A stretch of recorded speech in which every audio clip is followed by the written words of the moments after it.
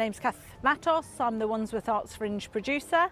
I've been working with Wandsworth Council on the Wandsworth Arts Fringe since 2014 was my first festival.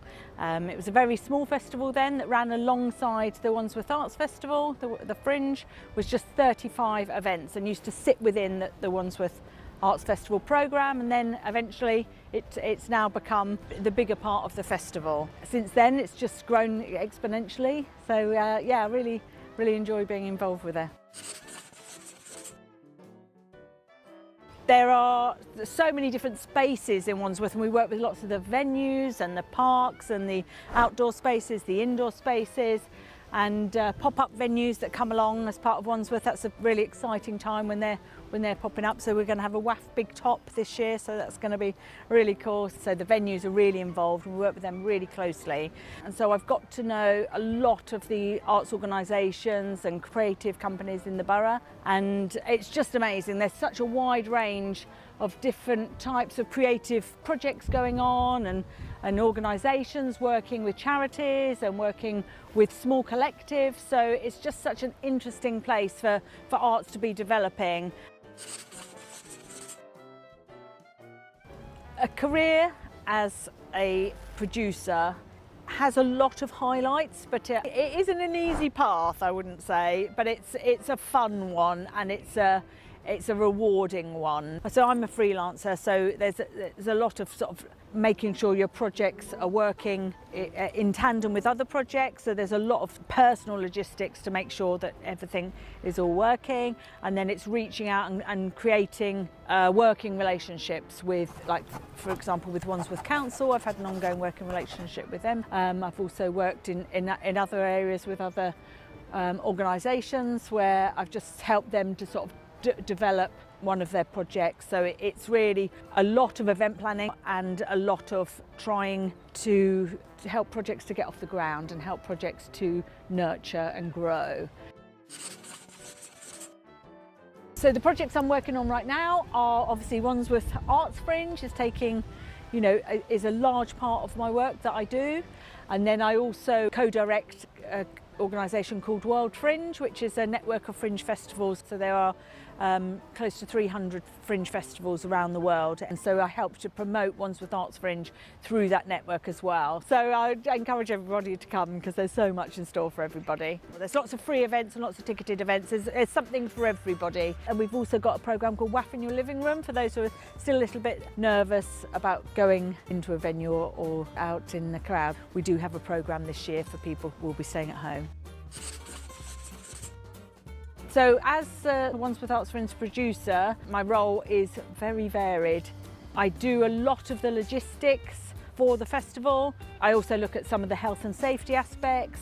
Well, I do a lot of basic event planning. I plan, the launch parties, I plan the layout of the festival, how it's going to work, what's going to happen where, and then we also work with the companies a lot to help develop their project.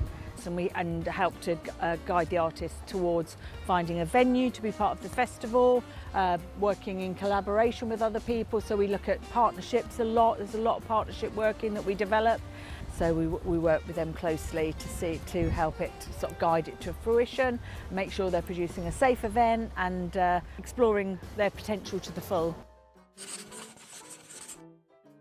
As a producer and a festival organiser, the skills you need are logistical understanding, some tech knowledge. I personally do quite a lot of technology with the website and how that works.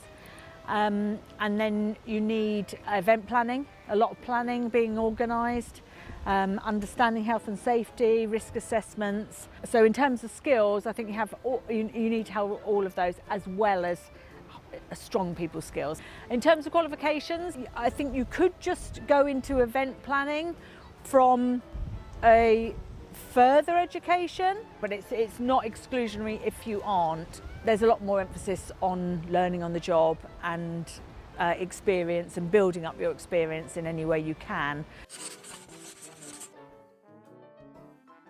The last thing I learned was how to be as flexible as possible, especially in this current climate. We've got to be, our plans are changing all the time. So I think the last thing I learned was just have your contingency plans in place, I think, at all times, and just make sure if you're working in partnership, to get those partnerships clear and written down. So I would suggest that you go and do some volunteer work, or you try and get a job as a steward, or you work for a venue. You know, that kind of work is really useful when it comes to working towards being a producer.